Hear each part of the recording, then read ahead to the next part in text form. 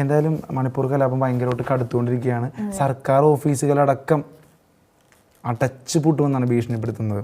അതിൽ പൗരാവകാശ സമര നായിക ഇറോം ശർമിള പറയുന്നത് മുഖ്യമന്ത്രി ബീരേൻ സിംഗ് ഉടനെ രാജിവെക്കണം, പ്രശ്നപരിഹാരത്തിന് പ്രധാനമന്ത്രി നരേന്ദ്രമോദി ഇടപെടണം, സംസ്ഥാനത്തെ 6 പോലീസ് സ്റ്റേഷൻ പരിധിയിൽ പ്രത്യേക സൈനിക നിയമം ഏർപ്പെടുത്തിയതിന് പ്രശ്നം കൂടുതൽ വഷളാക്കിയെന്നാണ് പറയുന്നത്.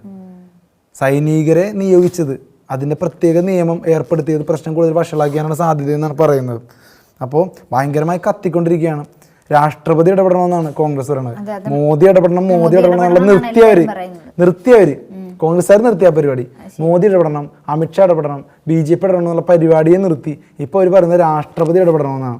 മണിപ്പൂർ കലാപം അവസാനിപ്പിക്കുന്ന കാര്യത്തിൽ കേന്ദ്ര സംസ്ഥാന സർക്കാരുകൾ കഴിഞ്ഞ 18 മാസമായി പരാജയമാണെന്നും ഇക്കാര്യത്തിൽ അടിയന്തരമായി ഇടപെടണമെന്നും ചൂണ്ടിക്കാട്ടി കോൺഗ്രസ് അധ്യക്ഷൻ മല്ലികാർജ്ജുൻ ഖാർഗെ രാഷ്ട്രപതി ദ്രൗപദി മുർമുവിന് കത്തെഴുതി. സ്ത്രീകളും കുട്ടികളും ഉൾപ്പെടെ 300 പേരുടെ ജീവനെടുത്ത ദുരിതമാണ് മണിപ്പൂരിലേത്. 1 ലക്ഷത്തിൽ പരം ആളുകൾക്ക് വീട് വിട്ടു പോകേണ്ടി വന്നു. സർക്കാരുകളിൽ നിന്ന് സഹായമില്ലാതിരിക്കെ ഒറ്റപ്പെട്ട് കഴിയുകയാണ് മണിപ്പൂർ ജനതയെന്നും ഖാർഗെ കത്തിൽ ചൂണ്ടിക്കാട്ടി. കൂടുതൽ കേന്ദ്രസേനയെ നിയോഗിക്കണമെന്ന് NCCIയും പറഞ്ഞിട്ടുണ്ട്. കലാപ സാഹചര്യം തുടർന്ന് national council of churches in India NCCI കടുത്ത ആശങ്ക രേഖപ്പെടുത്തി. ഇന്ത്യയിലെ ക്രൈസ്തവ സഭകളുടെ അഖിലേന്ത്യാ സംഘടനയാണ് NCCI.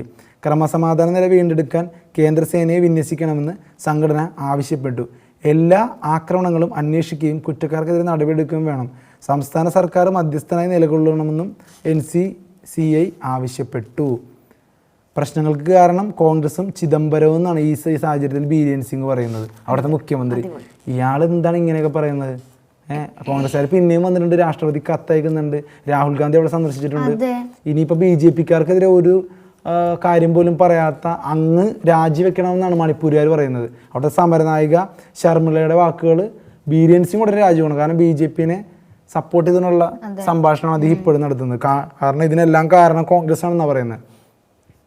ഇപ്പോഴത്തെ പ്രശ്നക്കാർക്ക് പ്രധാന കാരണക്കാർ കോൺഗ്രസും മുൻ ആഭ്യന്തരമന്ത്രി P. ചിദംബരവുമാണെന്ന് മണിപ്പൂർ മുഖ്യമന്ത്രി ബീരേൻ സിംഗ്. മ്യാൻമറിൽ നിന്നുള്ള അനധികൃത കുടിയേറ്റക്കാരെ കോൺഗ്രസ് സർക്കാർ തടഞ്ഞില്ലെന്നും ഇവർ മണിപ്പൂരിലെ തദ്ദേശീയരുടെ അവകാശങ്ങൾ കവരുകയാണെന്നും അദ്ദേഹം ആരോപിച്ചു. മ്യാൻമർ പൗരനും മ്യാൻമർ പാർലമെൻറ്റിൽ മത്സരിക്കുകയും ചെയ്ത Zomi revolutionary army chairman Thanglian പൗഗിറ്റുമായി ചിദംബരം കൈകൊടുക്കുന്ന ചിത്രം മുഖ്യമന്ത്രി പ്രദർശിപ്പിച്ചു. ബീരേൻ സിംഗിനെ മുഖ്യമന്ത്രി സ്ഥാനത്ത് നിന്ന് പുറത്താക്കണമെന്ന് നേരത്തെ ചിദംബരം എക്സിൽ കുറിച്ചിരുന്നു. മണിപ്പൂർ കോൺഗ്രസ് അധ്യക്ഷൻ മേഘചന്ദ്രയുടെ അഭ്യർത്ഥന പ്രകാരം ചിദംബരം പിന്നീട് ട്വീറ്റ് പിൻവലിച്ചു. അങ്ങോട്ടും ഇങ്ങോട്ട് രാഷ്ട്രീയ മുതലെടുപ്പുകൾ നടത്താതെ ഇനിയിപ്പോൾ കോൺഗ്രസ് ആയാലും, കോൺഗ്രസ് ഇപ്പോൾ മ്യാൻമറിലുള്ള കുടിയേറ്റക്കാരെ അനധികൃതമായിട്ട് ഇങ്ങനെ അനുവദിച്ചതാണ് പ്രശ്നമായെന്നാണ് പറയുന്നത്. അനധികൃത കുടിയേറ്റം എല്ലാ രാജ്യങ്ങളും നിർത്തലാക്കുക, അമേരിക്കക്ക് പ്രത്യേകിച്ച് ഓടിച്ചുവിടാൻ പോവുക ലക്ഷക്കണക്കിന് പേരെ. ആ ഒരു സാഹചര്യം ഇന്ത്യ മാത്രം ഇങ്ങനെ അനധികൃത കുടിയേറ്റക്കാരെ എന്ന് പറഞ്ഞു കഴിഞ്ഞാൽ ഇവിടെ ഇന്ത്യയിൽ അത് പല രീതിയിൽ കൊണ്ടുവരാൻ ആഗ്രഹിക്കുന്നുണ്ട്, കർശനമാക്കുന്നുണ്ട് ബോർഡേഴ്സൊക്കെ.